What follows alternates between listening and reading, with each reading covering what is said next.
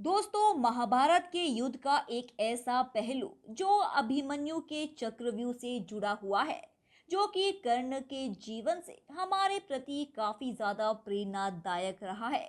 क्योंकि अभिमन्यु जब मृत्यु को प्राप्त हो रहे थे, उस वक्त मरते समय चक्रव्यूह में कर्ण ने अभिमन्यु के कानों में कुछ ऐसी ही बात अभिमन्यु से कही थी, जो कि एक योद्धा के लिए काफी बड़ी बात थी। और उस बात के लिए सिर्फ अभिमन्यु ही इतना बड़ा अधिकार रखते थे, क्योंकि हम सभी जानते हैं कि अभिमन्यु ही एकमात्र ऐसे योद्धा थे पूरी महाभारत में जिनके लिए कौरवों को चक्रव्यूह का षड्यंत्र रचना पड़ा था।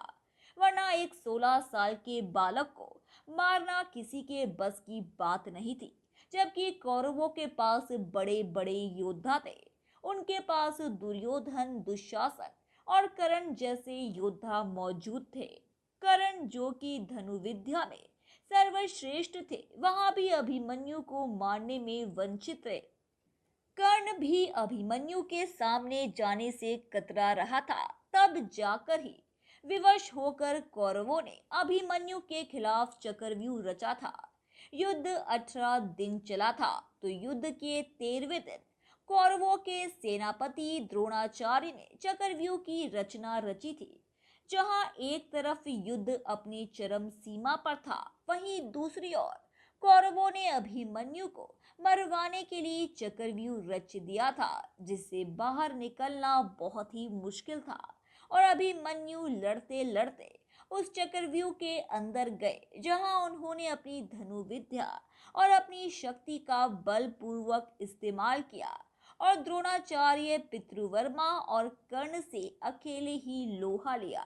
देखते ही देखते अभिमन्यु ने चक्रव्यूह में हलचल मचा दी और द्रोणाचार्य के धनुष को तोड़ दिया। और कर्ण को 8 तीर, पितृवर्मा को 5 और शकुनी को 22 तीर मारे थे। दुर्योधन, दुशासन और कृपाचार्य अभिमन्यु के सामने आने की हिम्मत भी नहीं कर सकते थे। इसी बीच दुर्योधन के पुत्र लक्ष्मण और अभिमन्यु का युद्ध होने लगता है, जिसमें अभिमन्यु लक्ष्मण का सर उसके धड़ से अलग कर देता है। तब दुर्योधन कर्ण से कहता है कि कर्ण, कुछ भी करो और अभिमन्यु को सूर्य अस्त से पहले मार दो। जब किसी अकेले योद्धा से अभिमन्यु संभल नहीं पा रहे थे, तब कौरवों के 10 योद्धा अकेले वीर अभिमन्यु से युद्ध करने लगे। और उधर अभिमन्यु भी दृढ़ संकल्प के साथ अपनी शक्ति का पूरा पूरा फायदा उठाकर उनसे कड़ी चुनौती ले रहे थे। अभिमन्यु बड़ी वीरता के साथ सभी 10 योद्धाओं के तीरों का जवाब दे रहे थे। तब आश्चर्यचकित होकर दुर्योधन ने सभी योद्धाओं से कहा कि जब तक अभिमन्यु के हाथ में तीर रहेगा, तब तक हम इसको पराजित नहीं कर सकते। अगर इसके हाथ से तीर हटा लिया जाए या छुड़ा लिया जाए, तो ही हम इसको पराजित करने में सक्षम हो पाएंगे। और फिर मौका पाते ही कर्ण ने अभिमन्यु का बाण तोड़ दिया और अश्वत्थामा ने अभिमन्यु का रथ तोड़ दिया।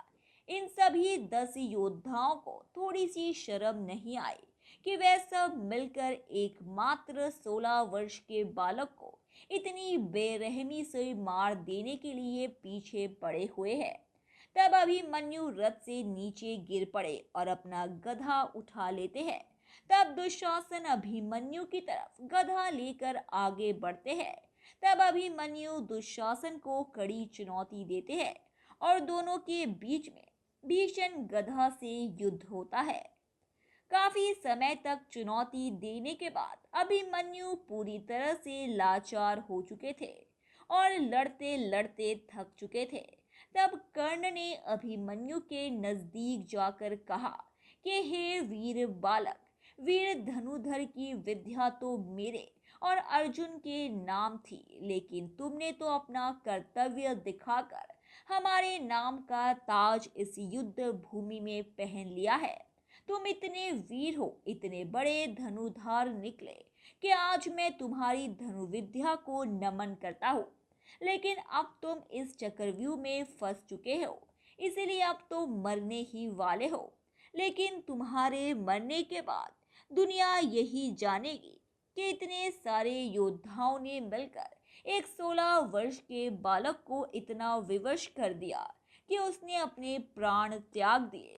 और मैं तुमसे सिर्फ इतना कहना चाहता हूँ कि हे वीर बालक, तुम अब इस नरक को छोड़कर स्वर्ग सिधार जाओ, क्योंकि यहाँ रणभूमि एक नरक ही है जो तुम जैसे युवावस्था के बालक के प्राण लेने पर तुली हुई है। इस नरक से तुम दूर चले जाओ, इस नरक से तुम वंचित हो जाओ जो तुम्हें अपनी पूर्ण आयु करने से वंचित कर रहा है, और उस वर्ग में पधारो जहां देवलोक तुम्हारा इंतजार कर रहा है। कब तुम वहां जाओ और वह तुम्हारा पुष्पों से स्वागत हो। हे वीर बालक, मैं तुम्हें कोटि कोटि नमन करता हूँ कि इतने बड़े बड़े योद्धाओं से लोहा लेने के बाद जब तुम स्वर्ग सिधार जाओगे, तब वहां की अप्सराएं तुम्हारा नमन करेंगी। वहां के देवी देवताओं भी तुम्हारे सामने शीश झुकाएंगे। हे वीर बालक, तुम यहाँ से चले जाओ, अपने प्राणों को त्याग दो, हार मान लो और अपने शरीर से आत्मा का त्याग कर दो, और इतनी दूर चले जाओ, इतनी दूर स्वर्ग में चले जाओ कि जहां से तुम्हें वापस इस नरक लोक में आना ना पड़े, और कभी भी इस योनि में जन्म मत लेना, वरना तुम्हें संसार के ये लोग जीने नहीं देंगे और तुम्हें विवश कर देंगे। हम सभी हाथ जोड़कर तुम्हें वंदन करते हैं। धन्यवाद दोस्तों, उम्मीद है कि आपको हमारे द्वारा बताई गई जानकारी काफी पसंद आई होगी। इसलिए ऐसे ही रोचक तथ्यों और रहस्यों को जानते रहने के लिए हमारे चैनल को सब्सक्राइब करें, अपनी प्रतिक्रिया कमेंट बॉक्स में दें, उसे लाइक करें और अपने दोस्तों रिश्तेदारों को भी इस जानकारी से रूबरू कराने के लिए हमारे इस चैनल को ज़्यादा से ज़्यादा शेयर करें। धन्यवाद।